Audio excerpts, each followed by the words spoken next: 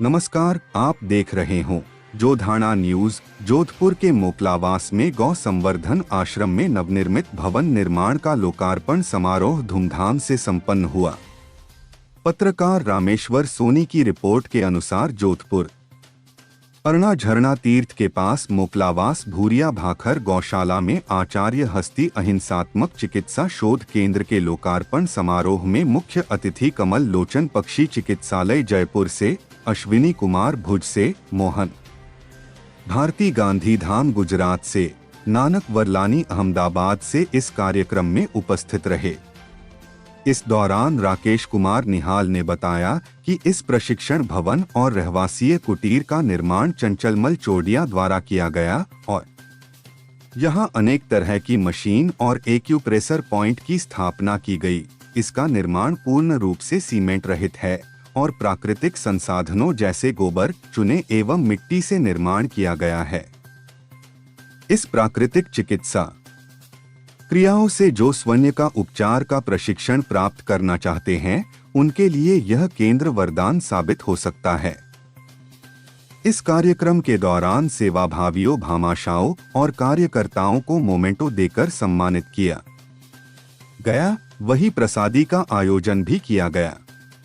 यह देश की पहली गौशाला बनी है जहां पर प्राचीन पद्धति के अनुरूप भारतीय संस्कृति और विरासत को जिंदा रखने हेतु इस तरह का निर्माण कार्य किया गया ताकि यहां 365 दिन की वातावरण अनुकूल बना रहे।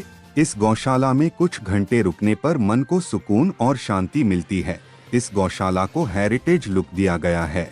एक बार जाकर गौशाला का भव्य दर्शन जरूर करें और वहां पर निर्मित शोध केंद्र का अवलोकन अवश्य करें। इस कार्यक्रम में जोधपुर के पूर्व विधायक कैलाश भंसाली एवं सन टू ह्यूमन योग परिवार अशोक उद्यान से योग गुरु राकेश गर्ग सहित अनेक गणमान्य नागरिक उपस्थित रहे। इस कार्यक्रम में बाहर से आए गणमान्य विशेषज्ञों का संबोधन हुआ।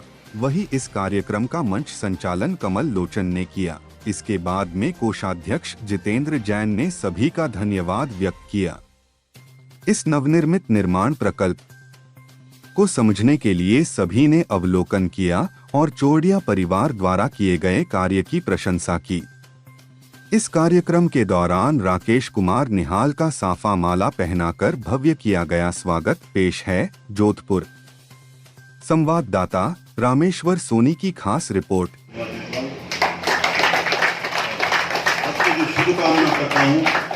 नमस्ते। आप जो ये संकल्पना देख रहे हैं, ये गौ संवर्धन आश्रम मोकलावास, हमारा पहला उद्देश्य है हमारी जो थरपारकर गाय हैं उसके अच्छे नंदी तैयार करके राष्ट्र को समर्पित करना। गाय जो आज बेचारी की एक संज्ञा बनकर रह गई है, वो कैसे वापस से कामधेनु बने, ये हमारा पहला प्रयास।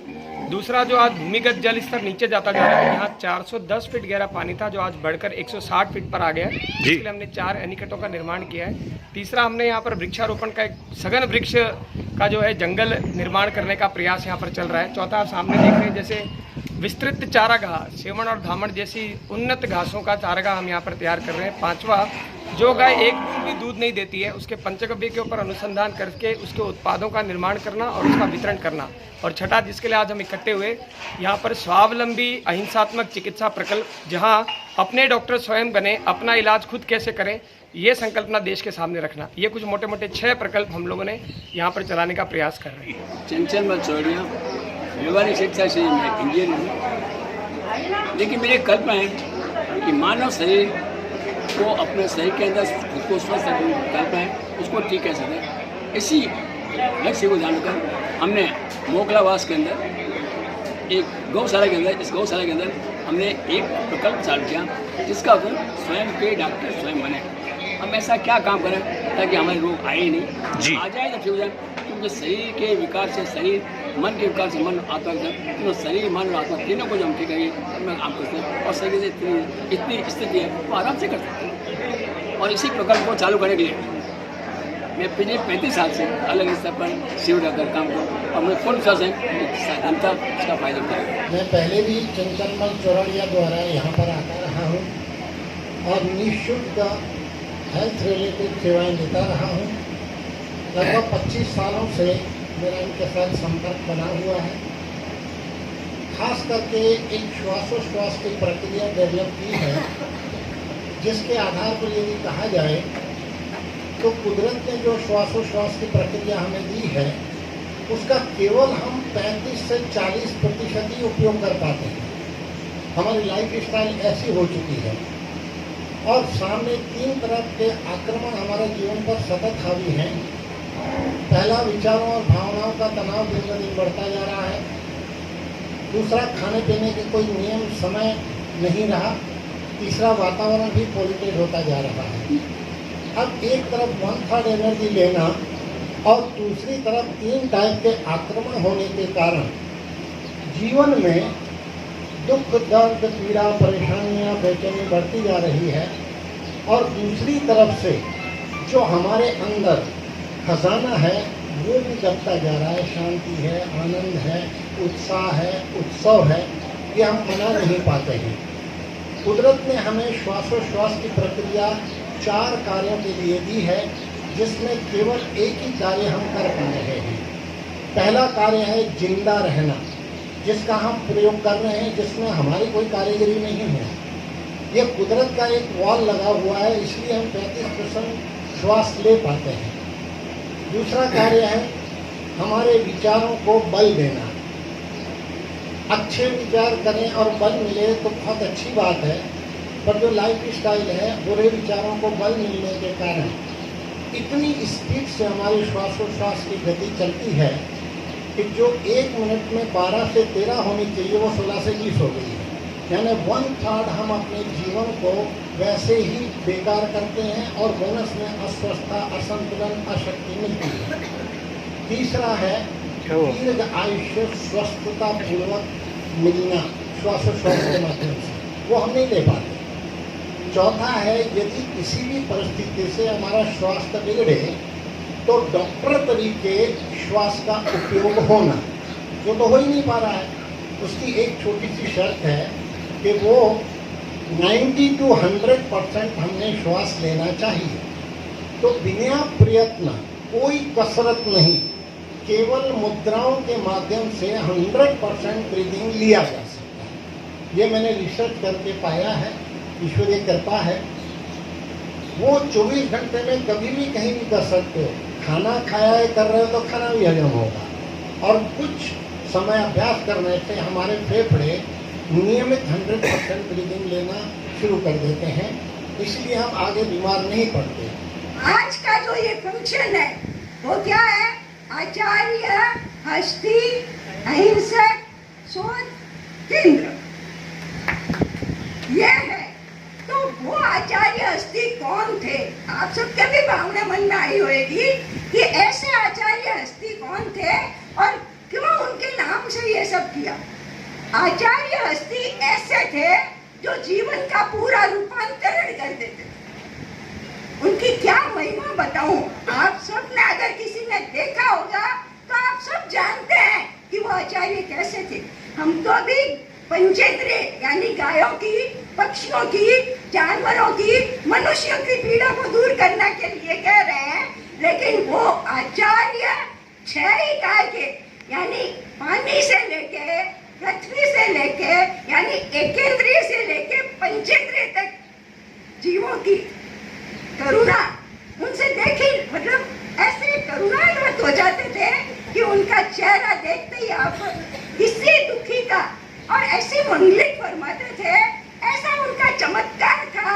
अपन लोग यदि कोशिश करें, जो चीज अपने पास में ज्यादा है, जैसे हिंदू शास्त्र आते हैं तो हिंदू के यहाँ चले जाते हैं, जैन शास्त्र आते हैं जैन के यहाँ चले जाते हैं, कपड़े कच्ची बस्तियों में चले जाती है, दवाइयाँ हॉस्पिटल में चली जाती है।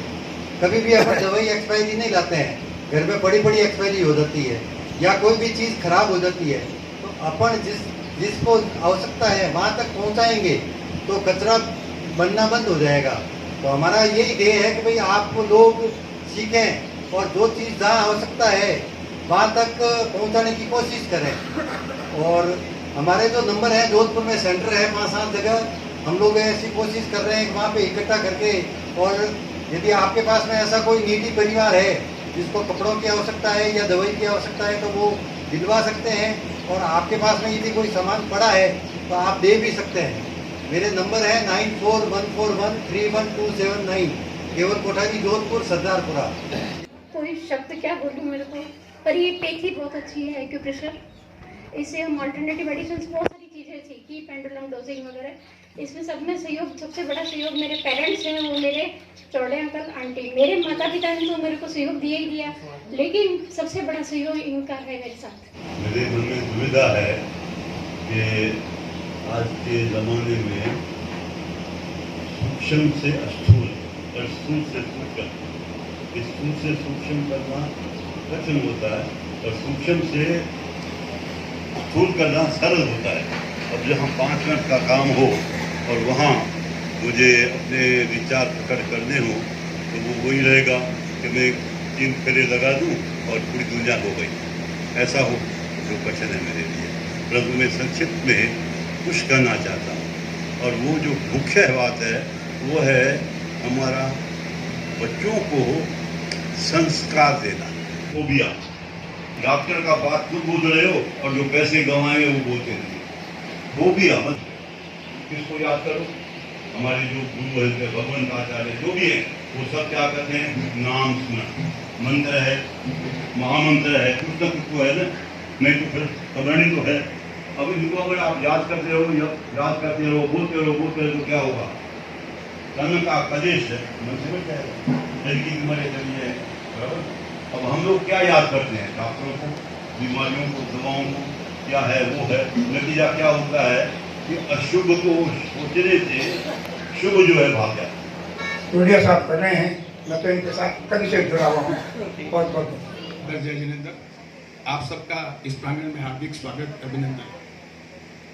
इस प्रकल्प को मैंने आज से 2 महीने पहले जो कुछ एक प्रोग्राम हुआ था उसमें भी देखा था, और उससे पहले मैं 95 से चंचल मिश्रा चौड़े से जुड़ा हुआ हूँ और मैं उनके साथ 8 दिन के लिए बनारस गया था, स्वाध्याय शिविर में बनारस गया था। तो आप जो जिस समय किस तरह से लोगों का इलाज करते थे वो मैंने मेरी आंखों से देखा था और मैं उससे बहुत प्रभावित था।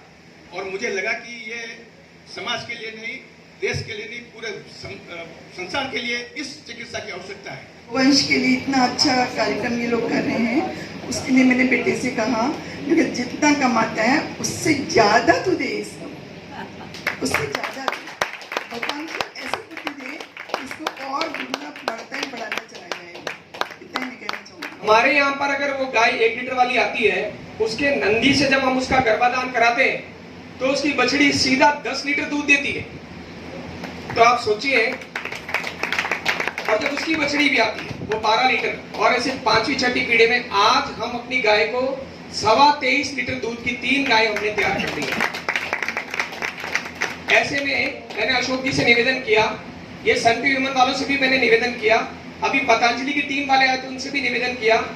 एक गाय जो पुनीत जी हैं उन्होंने कहा मेरी तरफ से करना, और अभी एक आएंगी, आपने मकतूरमल जी सिंह जी का नाम सुना होगा, उनकी सुपुत्री जी है निर्मला जी धारीवाल, और उनके जवाई अजय जी चौरडिया। अभी 3 दिन पहले उन्होंने एक राशि जमा कराई है यहाँ पर। हमने ऐसा बोला है कि अगर हम लोग एक गाय का एक बच्चे का दूध गोद लेते हैं, यानी जो गाय ब्याएगी उस दिन के बाद से हम उसका दूध नहीं निकालेंगे, तो हम आपको वादा करते हैं कि अगले 5 साल में हमारी ऐसी संकल्पना है, कम से कम 26 से 27 लीटर दूध देने वाली गाय हम तैयार करेंगे। और ऐसी गाय का बछड़ा हम देश को समर्पित करना चाहते हैं, ताकि वो जहां जहां वो गर्भाधान करेगा गायों को, तो 1-1 लीटर वाली गाय जो है सीधी 15-15 लीटर पे आ जाएगी। तो एक भी गाय गौशाला में खड़ी नहीं रहेगी और एक भी नंदी कटने नहीं जाएगा। मोहन भारती साहब जिनको अभी आपने सुना गांधी धाम से पधारे हैं, नानक जी साहब अहमदाबाद से पधारे हैं जिनको आपने सुना, मधु मेहता जी सोशल एक्टिविस्ट है, आपका भी अभिनंदन। मधु जी बहुत सेवा के काम कर रही हैं, वी क्लब से जुड़ी हैं और बहुत सोशल डिवोशन है आपका। रत्ना जी हैं, जीव दया के काम से जुड़ी हुई है। हमारे भी राजस्थान जनमंच पक्षी चिकित्सालय में आपका लगभग 10-15 साल पहले आना हुआ था, रत्ना जी पीछे खड़ी हुई है, बहुत बहुत अभिनंदन है। मानवेंद्र जी ओस्तवाल साहब वह भी पधारे हैं, मानवेंद्र जी साहब कृपया खड़े हों, आपका हर क्षेत्र में सहयोग रहता है।